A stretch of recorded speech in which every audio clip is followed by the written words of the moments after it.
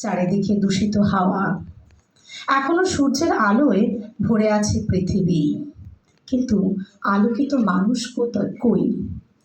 বিরল আলোকিত মানুষদের মধ্যে আপনি একজন, শুদ্ধ স্বরের একজন মানুষ। আপনি, আপনার শুদ্ধ স্বর আলোর বার্তা বয়ে চলেছে। সাধারণ স্কুলে পড়াশোনা করে আপনি কলেজ জীবন শেষ করেছেন চালু শিক্ষা পদ্ধতিতে, কিন্তু ঝোঁক ছিল ইসলামী দর্শনে। যৌবনের দ্বারপ্রান্তে দাঁড়িয়ে আবার ছাত্র সেজেছেন মাদ্রাসার। ভারতের সর্বোচ্চ মাদ্রাসার ডিগ্রি অর্জন করে পাড়ি দিয়েছেন মদিনা বিশ্ববিদ্যালয়ে। জ্ঞানের অন্বেষণ আপনাকে ছুটিয়ে নিয়ে বেরিয়েছে দেশ থেকে দেশান্তরে। বহু ভাষায় পারদর্শী হয়ে উঠেছেন। আমরা জানি আরবি, ফার্সি, ইংরেজিতে দক্ষ আপনি, আর মাতৃভাষা বাংলা আপনার।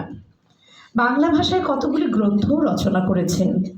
আরবি ভাষায় দক্ষতার কারণে আরব দুনিয়ায় একটি ভালো চাকরি জুটিয়ে সুখী জীবন কাটাতে পারতেন, কিন্তু ফিরে এসেছেন বাংলার ছায়া ঘেরা মাটিতে মানুষের সেবা করার জন্য।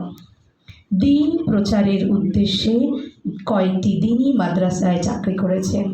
জড়িয়ে আছেন নানা প্রতিষ্ঠানের সঙ্গে। প্রতিষ্ঠান করেছেন আবাসিক স্কুল।